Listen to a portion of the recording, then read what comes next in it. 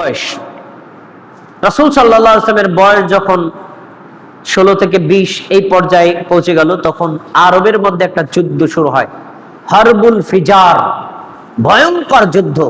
এই যুদ্ধের শুরু থেকে শেষ পর্যন্ত লাগে 40 বছর একটানা যুদ্ধ ছিল। অনেক মানুষ মৃত্যুবরণ করে।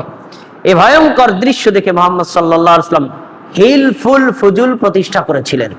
হিলফুল ফুজুল মানে, হিলফ মানে হলো শপথ, ফুজুল মানে সম্মানিত।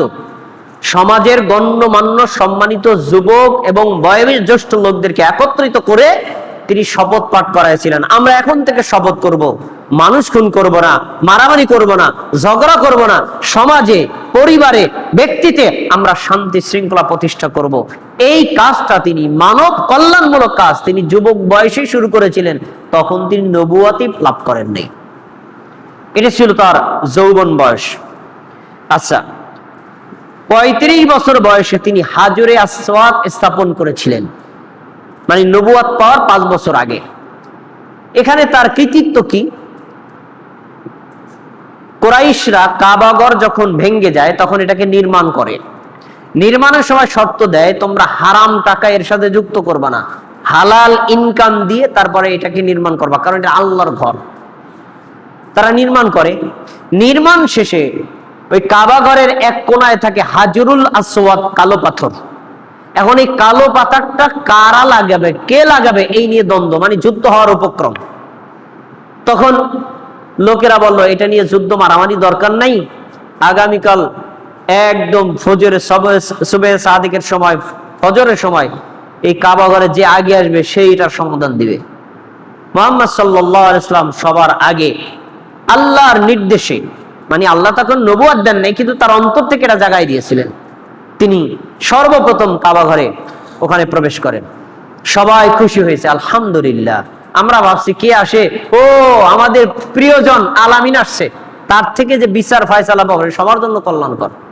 মুহাম্মদ সাল্লাল্লাহু আলাইহি ওয়াসাল্লাম বললেন, হাজরে আসওয়াদ তো তোমরা 4 গোত্রের লোক বসাতে চাও, পাথর তো একটা, এক কাজ করো, এত মানুষকে দিয়ে হাজরে আসওয়াদ স্থাপন করা যাবে না, 4 গোত্রের 4 জন নেতা আসো আমার কাছে। আসছে।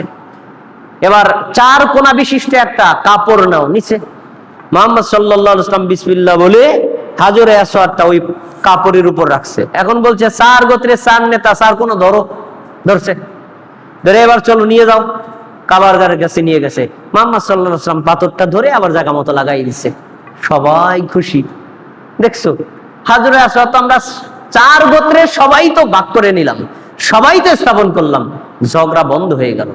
এই যে সমাজ কল্যাণমূলক, সমাধানমূলক, জ্ঞানী গুণীমত কাজ তিনি নবুয়তের আগ থেকেই করেছেন। এটা নবুয়ত পাওয়ার পূর্ব লক্ষণ ছিল।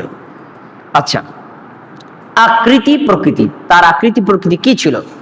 মুহাম্মদ সাল্লাল্লাহু আলাইহি ওয়াসাল্লাম দেখতে ছিলেন মধ্যম আকৃতির, বিশাল বড় লম্বা এমন না, একেবারে খাটো তাও না, মধ্যম আকৃতির ছিলেন।